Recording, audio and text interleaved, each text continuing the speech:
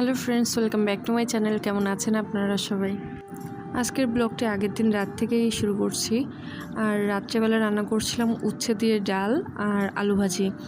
এটা হচ্ছে পরের দিন দুপুরবেলা আর রাতের জন্য একসাথে করে রাখতেছিলাম। আর উচ্ছে তো মাম্মা একদমই খেতে চায় না তেমন একটা। আর ডালের ভিতরে দিলে দেখতেছে আগে একদিনকে রান্না করেছি উচ্ছে দিয়ে ডাল, সেটাও ভালো খেয়েছে। এজন্য ভাবলাম যে আজকেও একটু উচ্ছে দিয়ে ডাল রান্না করি। সকাল আর দুপুরের জন্য যেটা রান্না করেছিলাম সেটা শেষ হয়ে গেছে। এই জন্য ভাবলাম যে রাতে শুধু রান্না না করে কালকের জন্য একবারে রান্না করে রাখি, তাহলে একটু প্রেশারটা কম হবে। আর এইভাবে ডাল রান্না করলে যে এতগুলো উচ্ছে দিয়েছি, বেশ কয়েকটা, আমি 2টা উচ্ছে কুচিয়ে দিয়েছি মানে গোল গোল করে। কিন্তু খুব বেশি যে তেতো হয়, মানে তেতো লাগে ডালটা খেতে তেমন না। ডালটা বেশ সুন্দর লাগে। আর অল্প করে একটু চিনিও দিয়েছি, হালকা একটু চিনি দিয়েছিলাম।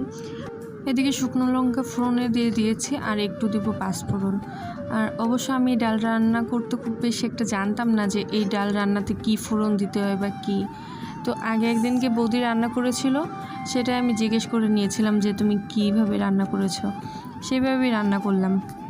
আর এটা হচ্ছে মটরের ডাল দিয়ে রান্না করেছি। অন্য কোনো ডাল দিয়ে রান্না করা যায় কিনা আমি খুব ভালো একটা জানি না, তবে বৌদি সেদিন রান্না করেছিল মটরের ডাল দিয়ে, আর আমিও আজকে মটরের ডাল দিয়ে ট্রাই করলাম। এই দিয়ে সেকেন্ড টাইম রান্না করলাম ডালটা। রান্না শেষ করতে করতে প্রায় 12টা বেজে গেছিলো, কারণ আজকে আমাদের আসতে একটু দেরি হয়ে গেছে। আর এদিকে ডালটা দেখেন এতটা সুন্দর লাগতেছে, উচ্ছেগুলো চারিপাশ দিয়ে হয়ে গেছে আর ডালটা মাঝখান দিয়ে ফুটতেছে।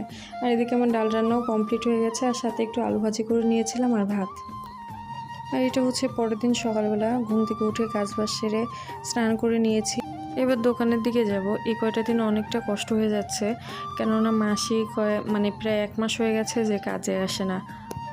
এই জন্য অনেক প্রবলেম হয়ে যাচ্ছে। বাসন মাজা, তারপরে ঘর মোছা, সবটাই নিজের করতে হচ্ছে। আরও অন্যান্য কাজ যত আছে সবগুলাই করতে হচ্ছে নিজের। আর এদিকে আমি দোকানে চলে এসেছি, এসে কয়েকটা প্রিন্ট ছিল সেগুলো একসাথে চালাই দিলাম। আর বাপ্পার সামনে বসে কাস্টমার ছিল, তাদের সাথে কাজ করতেছিল।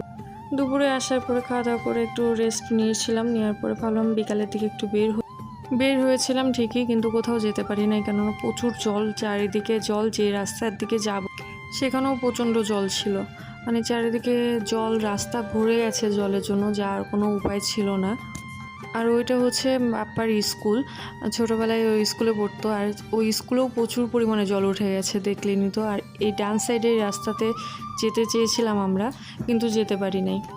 এই জন্য এখান থেকে ব্যাক করতেছিলাম। ব্যাক করার পরে ওখান থেকে দোকানে যাবো আবার ডাইরেক্ট, কিন্তু মাম্মা বললো যে একটু লাড্ডু খাবে, এই জন্য ওর জন্য একটু লাড্ডু নিয়ে নিচ্ছিলাম। আর আজকে একদমই একটা ছোট ব্লগ, কেমন লাগলো অবশ্যই কমেন্ট করে জানাবেন। ভালো লাগলে একটা লাইক করে দিয়ে পাশে থাকবেন। সবাই ভালো থাকবেন, সুস্থ থাকবেন। আজকের মতো টাটা।